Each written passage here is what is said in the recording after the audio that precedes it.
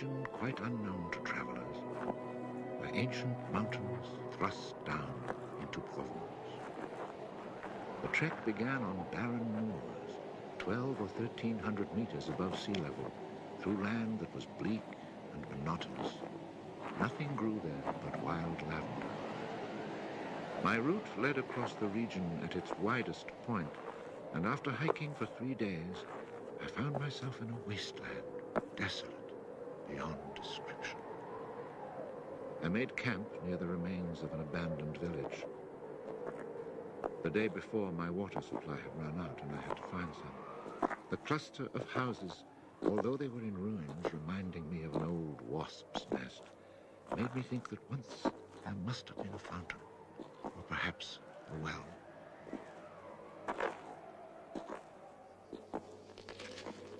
There was indeed a fountain, but it was dry.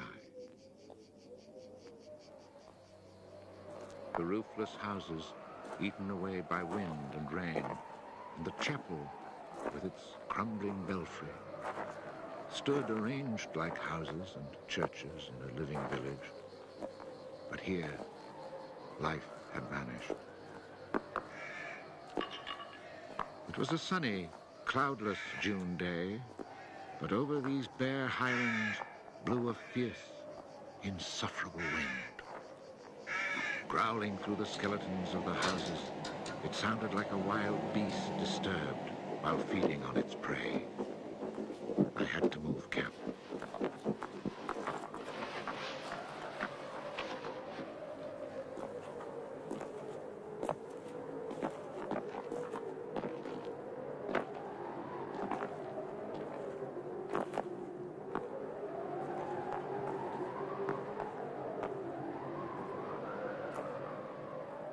After 5 hours of walking, I still had found no water, and I could see nothing that gave me hope of finding any.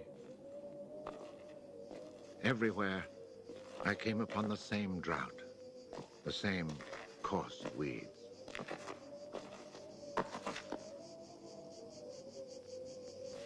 In the distance, something caught my eye.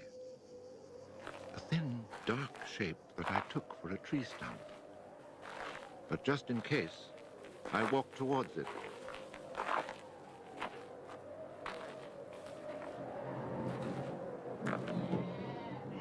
It was a shepherd, and beside him, resting on the burning ground, lay about 30 sheep.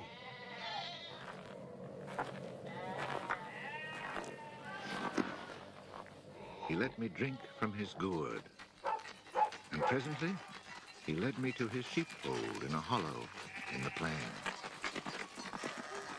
He drew water.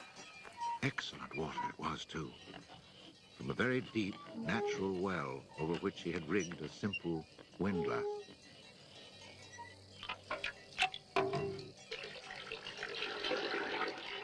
The man spoke very little, often the way with people who live alone, but he appeared sure of himself and confident in his assurance. It all seemed somehow strange in this barren land.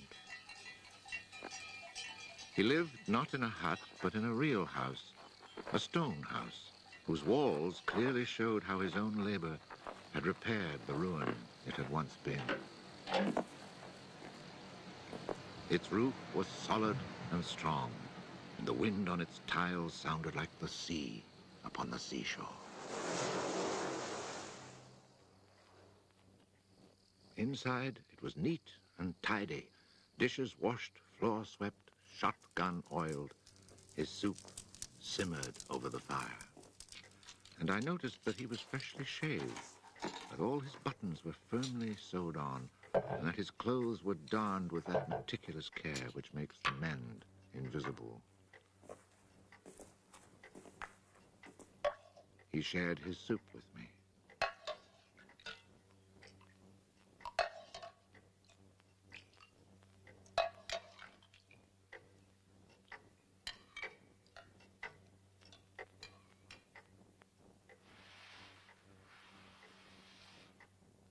When I offered him my tobacco pouch, he told me he did not smoke. dog, silent like his master, was friendly without fawning.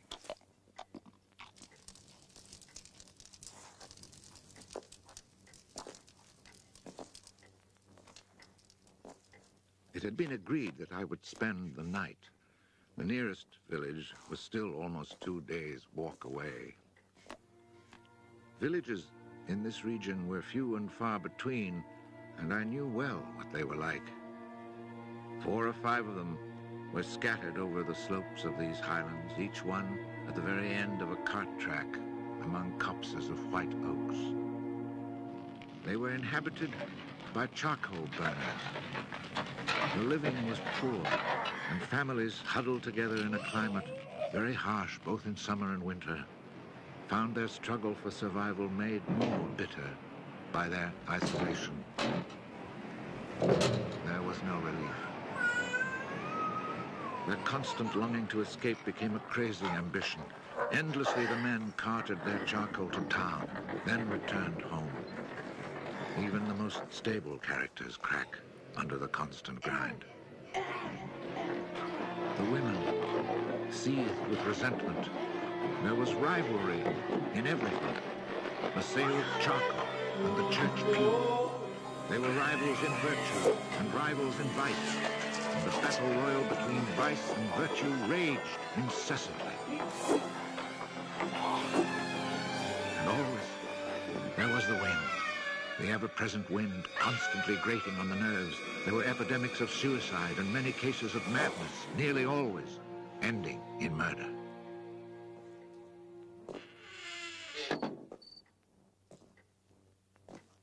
The shepherd, who did not smoke, went to fetch a little sack, and onto the table he emptied a pile of acorns. He began to examine them very carefully, one by one, separating the good from the bad. I sat, smoking my pipe. I offered to help, but he told me it was his work, and indeed, seeing how very carefully he carried out his task, I did not insist. That was the only time we spoke. When he had set aside enough acorns, he divided them into piles of 10. As he did this, he discarded the smaller ones, or those that were cracked, for now he was examining them very, very closely. When finally there lay before him 100 perfect acorns, he stopped, and we went to our beds. Being with this man brought a great sense of peace. The following morning, I asked him if I might stay on and rest for the day. He found that quite natural, or to be more precise, he gave me the impression that nothing could upset him. The day of rest was not absolutely necessary, but I was intrigued, and I wanted to learn more about him. He let his sheep out of the pen and led them to their grazing. Before he went, he took the little bag of carefully chosen acorns and put them into a pail of water to soak. I noticed that for a walking staff, he carried an iron rod as thick as my thumb and about as high as my shoulder.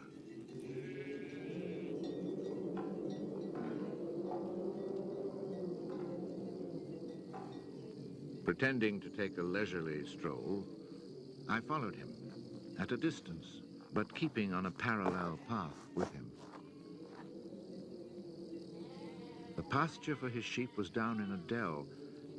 Leaving his dog in charge of the little flock, he began to climb towards me where I was standing. I feared he was coming to reproach me. Not at all.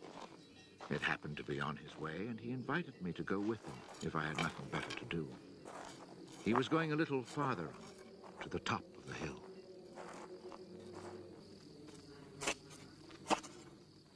When we reached his destination, he began to drive his iron staff into the ground. He made a hole, dropped in an acorn, and filled in the hole.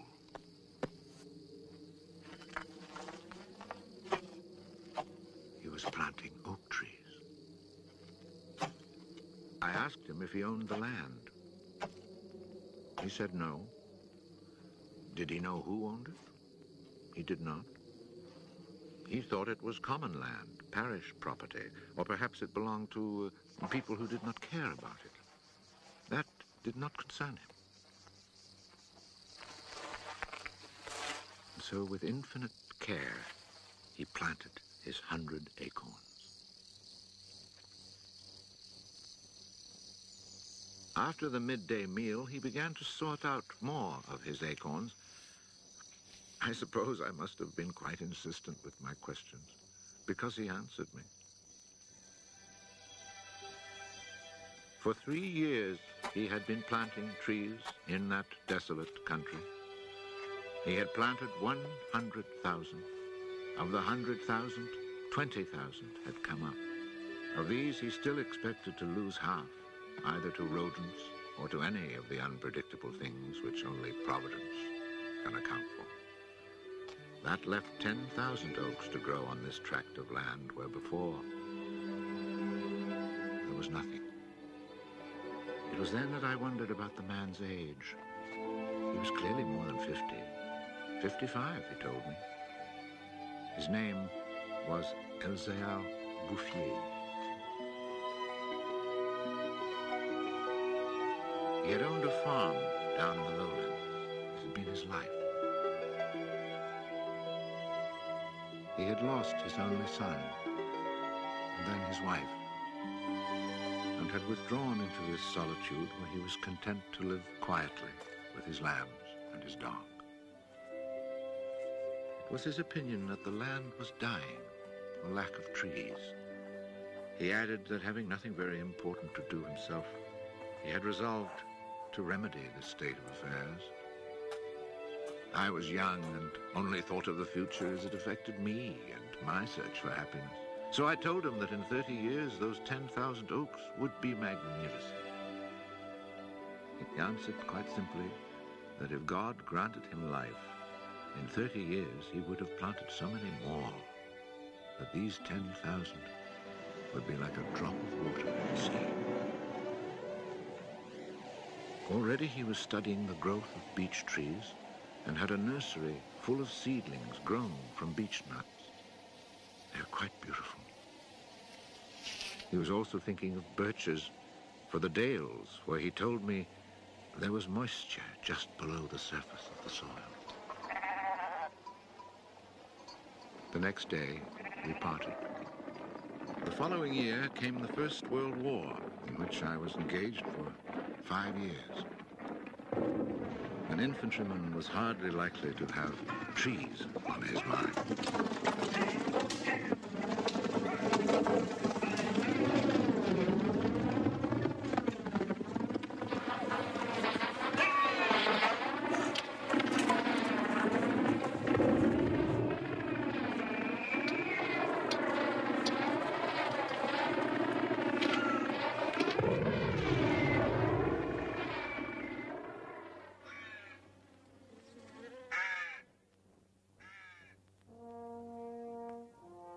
After demobilization, I found myself the possessor of a small gratuity and a great desire to breathe pure air. This was my only thought when I set off once more on the road to the barren land. The country had not changed. However, in the distance, beyond the deserted village, I noticed a sort of grayish mist that lay on the hilltops like a carpet. The shepherd who planted trees had been in my mind since the day before. 10,000 oak trees, I thought to myself, really need a lot of space. I had seen so many people die in those 5 years, it was easy to imagine that Elzéar Bouffier, too, was dead, especially since at 20, we think of men of 50 as ancient with nothing left to do but die.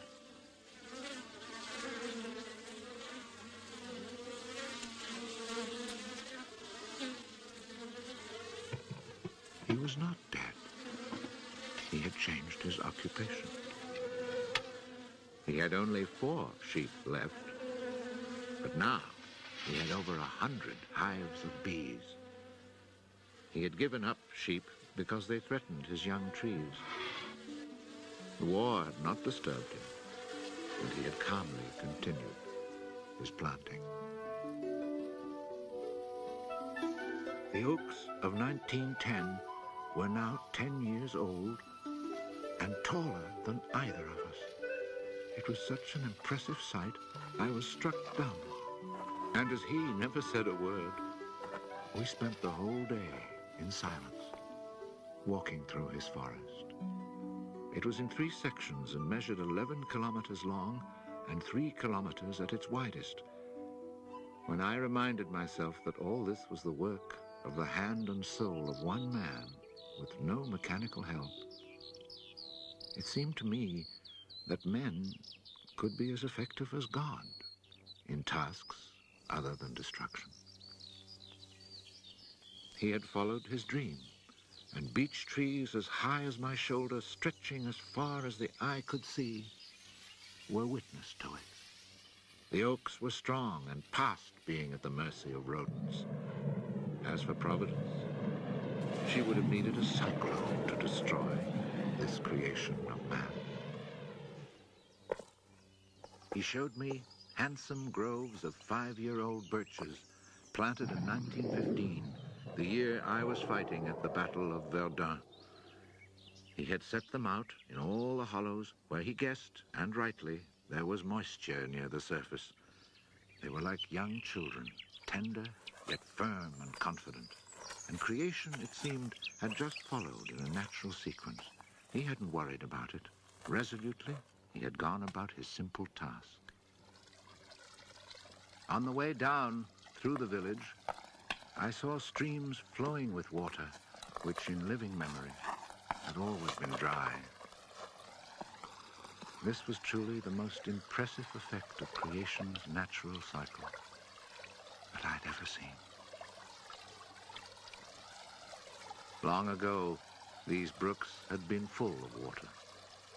Among the miserable villages I mentioned before, some were built on sites of ancient Roman villages, and archaeologists digging in the ruins had found fish hooks, whereas in the 20th century, cisterns were needed to ensure even a modest supply of water. The wind had scattered seeds too, and as the water reappeared, so did willow trees, reeds, meadows, gardens, flowers, and a reason for living. But the change had come about so gradually, and that it was simply taken for granted.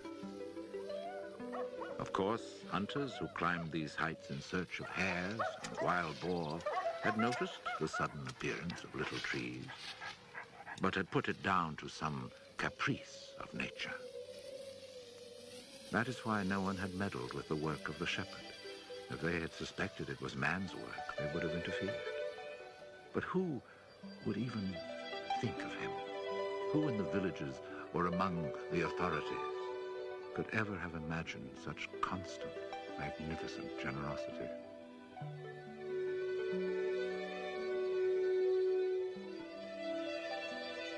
Each year from 1920 on, I paid a visit to Elzéar Bouffier.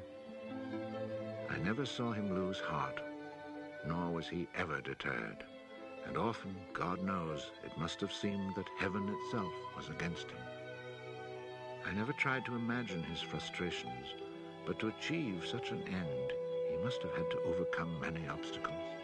For such passion to succeed, he must surely have fought and conquered despair. We must remember that this exceptional man had worked in utter solitude. Solitude so complete that towards the end of his life, he had lost the habit of speech. Oh, perhaps he saw no need for it. In 1933, he was visited by an astonished forester who notified him of an order that lighting fires outdoors was forbidden for fear of endangering this natural forest. It was the first time, the forester told him naively, that he had ever seen a forest grow of its own accord. In 1935, a whole delegation from the authorities arrived to look at the natural forest. There was a high-ranking official from the forestry department, an elected member of parliament, technical experts. And there was a great deal of talk. It was decided something must be done. Fortunately, nobody did anything except for the one good thing. The forest was placed under government protection and charcoal burning was prohibited. For it was really quite impossible not to be enchanted by the beauty of these young, healthy trees. And they had even managed to cast their spell over the Member of Parliament.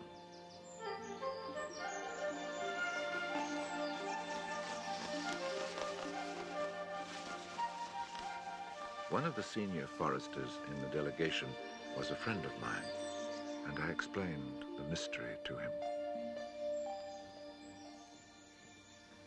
The following week, we both set out to find Elzéar Bouffier. He was hard at work, about 20 kilometers from where the official inspection had taken place. I was right about my friend the forester. He was able to appreciate all he saw. I offered the eggs I had brought as a present. We all shared our lunch and spent several hours in silent contemplation of the landscape. The slopes we had climbed on our way up were covered with tall trees 4 times our own height. I remembered how it had looked in 1913, desolate, but quiet, regular work, brisk mountain air, the simple life, and above all, peace of mind, had endowed this old man with almost awe-inspiring health. He was one of God's athletes. I wondered how many more hectares he would cover with trees. Before we took our leave, my friend made one small suggestion about the kinds of tree which seemed to suit the soil here. He did not press the point, for the simple reason, he told me afterwards, that this man knows more about it than I do. The idea must have been turning over in his mind, for after we had walked for an hour, he added, he knows more about it than anyone else in the world. He's found a perfect way to be happy. Thanks to this forester, not only the forest, but the happiness of Elzéar Bouffier were protected. The only serious danger to his work occurred during the Second World War. Cars being powered by wood-burning generators. There was never enough wood. So cutting was begun among the oaks of 1910, but they were so far from transportation routes that the whole enterprise proved financially unsound. It was abandoned.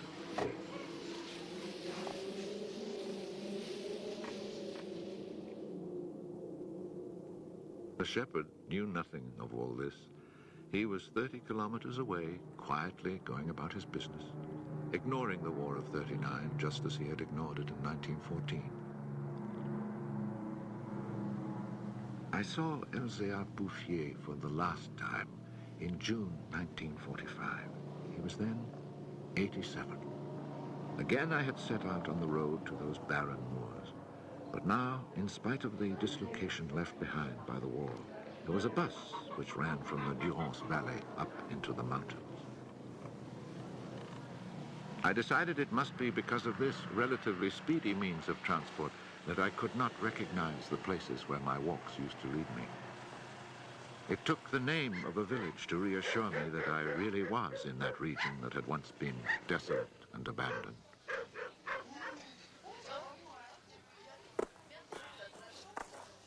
The bus dropped me at Vergon. In 1913, this hamlet of no more than a dozen houses had 3 inhabitants, wild creatures who hated each other, who set snares to make a living. They were people without hope. Now everything was different, even the air itself. Instead of the harsh, dry winds of the past, there was a gentle breeze full of fragrance. From the mountain tops came a sound like rushing water. It was the wind rustling through the forest. And then, even more astonishing, I heard another sound of water. I saw that they had built a fountain that was splashing merrily. And beside it, what I found most touching, someone had planted a linden tree, a perfect symbol of rebirth.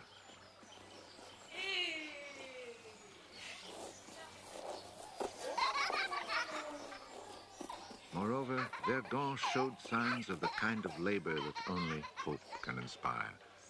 So hope had been restored, ruins had been cleared, and crumbling walls torn down. The new houses, freshly rough-cast, stood in kitchen gardens where flowers and vegetables grew in orderly confusion. Roses and cabbages, snapdragons and leeks, celery and anemones. It had become a place where one would want to live. From this point, I continued on foot. The war had not been over long enough for life to reach full bloom, but Lazarus had emerged from the tomb. On the lower slopes of the mountain, I could see small fields of young barley and rye, and down in the narrow valleys, the meadows were green.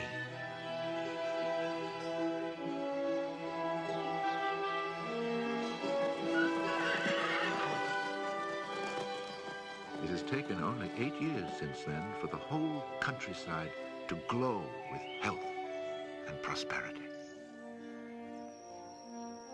Where I had seen ruins in 1913, there now stand clean, freshly plastered farmhouses, evidence of happy, comfortable lives.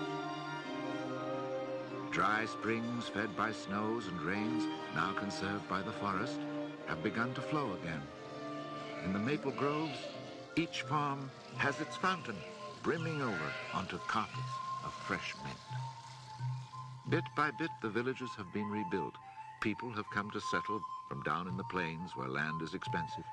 They have brought youth, life, and the spirit of adventure. On the roads, one meets people glowing with health, and boys and girls laughing as they enjoy their rustic pleasures.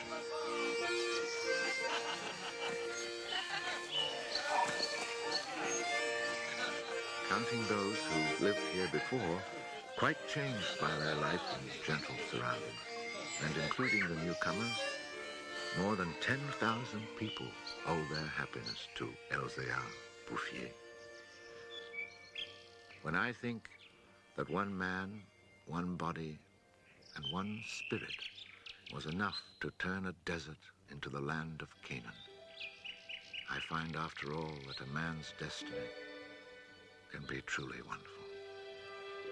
But when I consider the passionate determination, the unfailing generosity of spirit it took to achieve this end, I'm filled with admiration for this old, unlearned peasant who was able to complete a task worthy of God. Elzéar Bouffier died peacefully in Banon in 1947.